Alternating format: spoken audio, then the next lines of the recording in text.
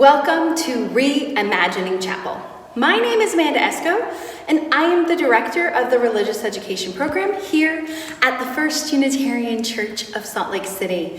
Thank you for joining me today. As always, May is busy. Is it busy where you are? School things are wrapping up. Church things are wrapping up.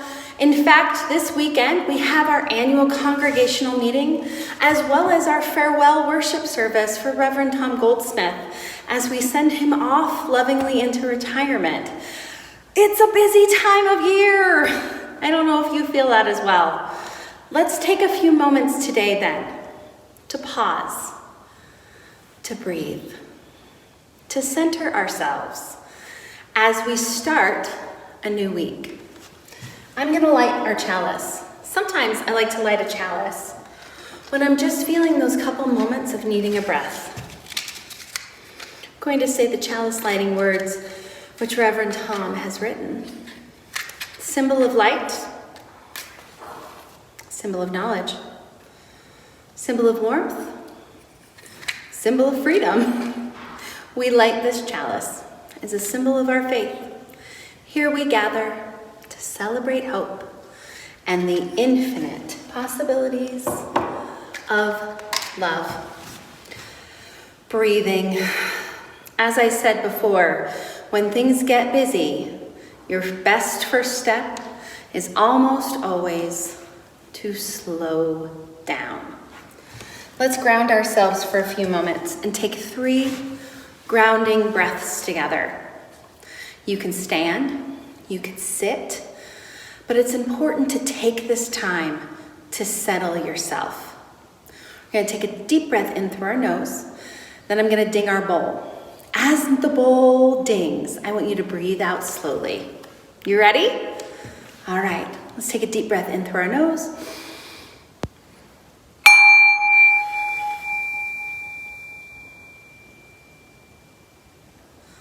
Let's do that 2 more times. Deep breath in through your nose.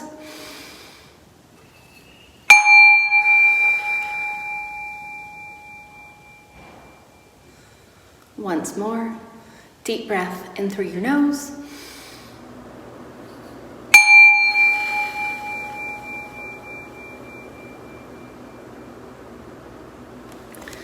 These moments help us stay in the moment. Breathe, friends, when you think you need to. It's important. Let's take another couple minutes and share our joys and concerns.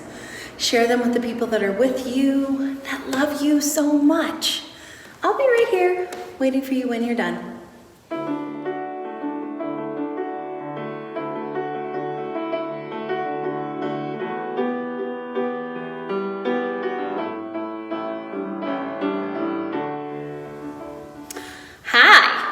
Look at what I have. Do I have our Lysol wipes and our colored dish soap for our refugee spring cleaning kit drive? You bet I do. We are still collecting items. So if you have the items that you signed up for or any that you didn't sign up for that you want to drop off by the church, please do so. We need a couple more donations to fill out our bags. So take a look at that sign up. They'll be in the comments below, as well as on our Facebook and our Instagram page. So look for these for our spring cleaning kit drive. Now I get to share our UU of the week. Our UU of the week this week was a minister who really found who he was through his ministry.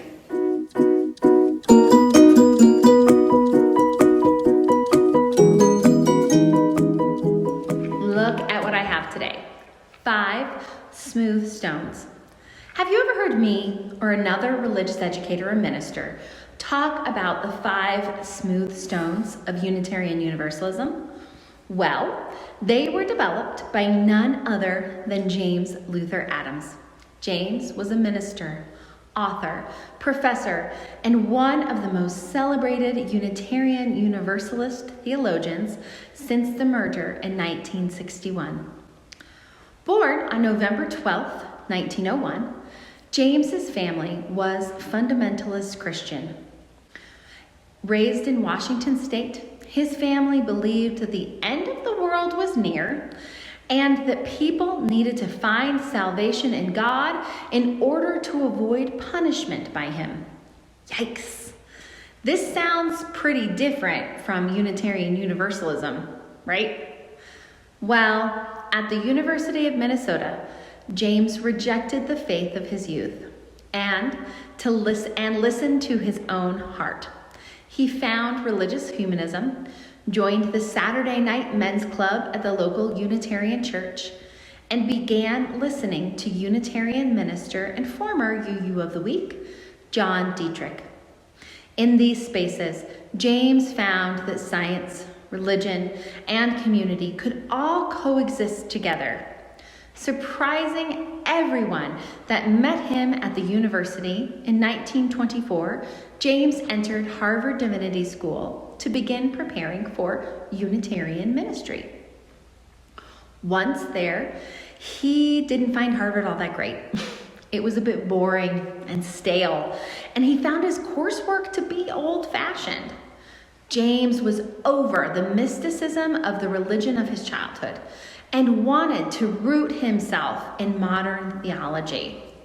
After graduation, he began to work at a church in Salem, Massachusetts. There, he met the woman who would become his wife and life partner, Margaret. During his time there, James began to work on the social justice side of his ministry. He took to his pulpit and called a press conference to help a labor strike at a local textile mill.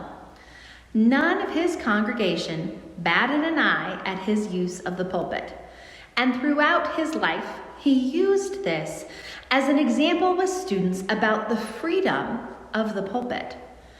James believed that it was the place of liberal religion to speak out for the oppressed and stand against, quote, excessive individualism. He said, "A weak liberal religion bestows a spurious blessing on the status quo." In 1935, James joined the staff at Meadville Lombard Theological School in Chicago. He wanted to raise the intellectual standards of the ministry. Before joining the teaching staff, though, he wanted to take a year on study leave and travel to Europe. At the time, Europe was at the beginning of Hitler's Nazi regime in Germany. There, James worked with the underground church movement of Karl Barth and Albert Schweitzer, another former UU of the Week. He was interrogated by the Gestapo and barely talked his way out of imprisonment. He came home even more verdant in the belief that religious liberals must be loud in their beliefs, lest a toxic, evil force take over the hearts of good people. James taught at Meadville until 1957, when he took another teaching position, this time at his alma mater of Harvard Divinity School. Once there, James continued to teach and write on the need for strong liberal religious faith rooted in social justice to have direct action in the world. It was also then that his faith evolved once again into more of a Christian humanist tradition. Through his study, he found power in the work of Jesus in the world and in the community-forming power of God's love available to all people. He saw the value in explicit theology, grounding religious liberals. Let's say James Luther Adams would have a lot to say to people who say that Unitarian Universalists can just believe whatever they want, or worse, that they don't believe anything at all. Rooted in his belief in humanity and a great desire to give people grounding in their faith, James continued to write, teach, and work with the new Unitarian Universalist Association before, during, and after the merger in 1961. He wanted this newly called faith to be concrete enough for people to be able to explain it, but flexible enough to encompass the breadth of the Unitarian Universalist experience. Hence, his writing on the 5 smooth stones of Unitarian Universalism. In 1976, 16 years after the Unitarian Universalist merger, James wrote an essay called The Guiding Principles for a Free Faith. In it, he laid out this theology of modern religious liberals using the biblical reference from David and Goliath's 5 smooth stones. In this essay, James lays out the grounded theology for Unitarian Universalism that we still teach today. The 5 smooth stones of religious liberalism are: 1. Our religious tradition is living because we are always learning new truths. 2. We freely choose to enter into relationship with one another. 3. We work for justice. 4. Good things don't just happen, people make them happen. And 5. We live in hope. James Luther Adams died in 1994 at the age of 92. He is remembered as an agent of change who pushed our faith in many different ways. His memory lives on today, and not only our ministry in the world, but the ministry in our hearts as well. To learn more about famous Unitarian Universalists I mentioned today, or explore others, please visit us at uuoftheweek.org. Welcome to the Wonder Box. I'm Lissa Lander, the Religious Education Assistant at the First Unitarian Church of Salt Lake City. This month in RE, we are learning about stories. Stories are an important part of being human. The best part, I think. Stories can help us learn about other people, about ourselves, and even help us solve problems. As Unitarian Universalists, we lift up stories in our 6 sources of faith and wisdom, both from prophetic voices and also stories from around the world from many different religious and cultural backgrounds. Let's see what's in the Wonder Box today. I bet you can guess. It's a story of some kind. It's Anansi. You guys, I read this story to my oldest daughter so many times that it's now falling to bits and pieces. But we still are big fans over here. Today, I am going to tell a different story from the Ashanti people about Anansi the spider and the clay pot, which has been retold by the Director for Congregational Life, Jessica York. Anansi the spider loves to spin a tale. He can regale you for hours with stories full of wonder, stories full of fun, and stories full of facts, too. Because he is so nosy, Anansi knows almost everything about almost everybody. Almost. But Anansi wants to know everything, so one day he goes to the house of the sun god. Oh, mighty sun god, you see everything and everyone. Won't you share your great wisdom with me? I'll use it wisely to spin tales of wonder and fun for everyone. The sun god says, Anansi, I will put all the wisdom in the world here in this clay pot. You must share the wisdom with everyone, Anansi. And he promises to do so. Anansi takes the pot home. He looks deep into the clay pot, and sure enough, he sees sights he has never seen before. He hears sounds he did not know existed. This is too good to give away. I will keep this great wisdom for myself, thinks Anansi. I must hide it.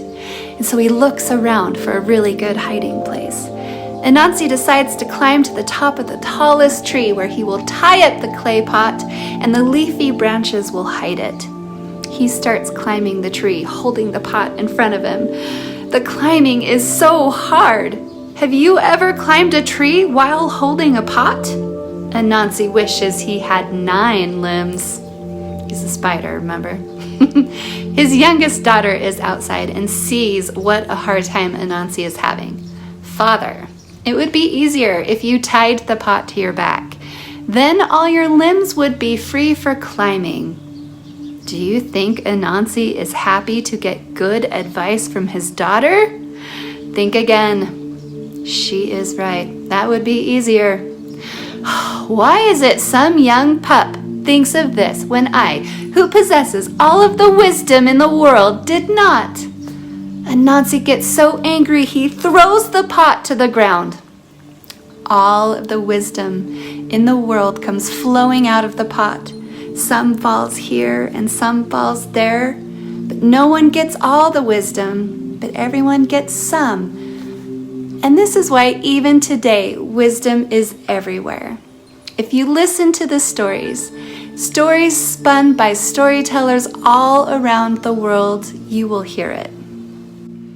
I think this story is telling us to seek out stories from many different places and people. And even more important than that is a reminder to tell your own story, because it might be the missing piece of wisdom that someone else needs to hear.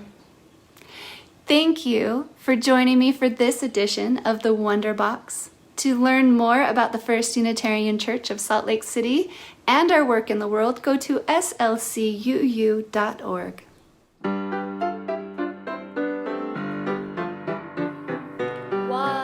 Each person is important. To be kind and